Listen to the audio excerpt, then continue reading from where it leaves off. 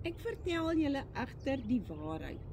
Dit is voordelig vir julle dat ek weggaan. As ek nie weggaan nie, sal die Parakleet nie na julle kom nie.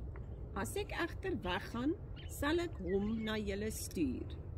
Soms dink mense, dit sou darm wonderlik wees, as ons Jesus liggaamlik kon sien. Jesus se disippels was hartseer, toe hy vir hulle gesê het, hy gaan weg. Hoe moet ons dit dan verstaan, dat Jesus vir hulle gesê het, dat dit vir hulle voordelig is, dat hy weggaan? Die bedoeling van Jesus se woorde was, dat hulle die Heilige Gees in hom by hulle gehad het, maar nog nie in hulle nie. Toe die hemel oopgegaan het en die Heilige Gees in 'n sigbare vorm, soos 'n duif op Jesus neergedaal het, toe hy deur Johannes die Doper gedoop is, kon hulle besef die Heilige Gees is in en by hom, volgens Lukas 3 vers 22. Op daardie stadium voor Jesus se kruisiging, kon die disippels dit nog nie verwerk dat hy weggaan nie. Eers toe die Gees van die waarheid gekom het, het hy hulle in die volle waarheid van die betekenis van Jesus se kruisdood en opstanding ingelei.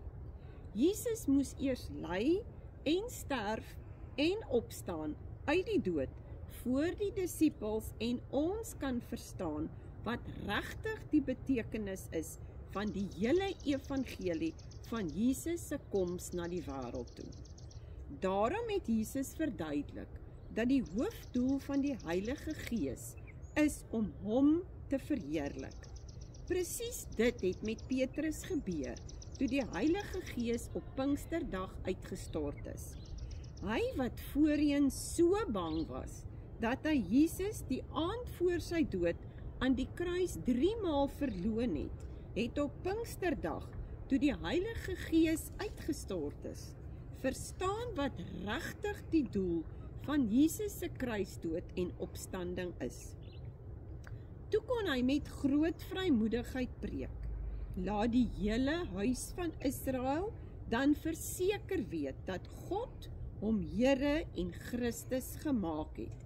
Hierdie Jesus wat julle gekruisig het. Laat julle uit hierdie korrupte geslag red. Dit het daartoe gelei dat op daardie dag ongeveer 3000 mense positief op Petrus se preek gereageer het en tot bekering gekom het.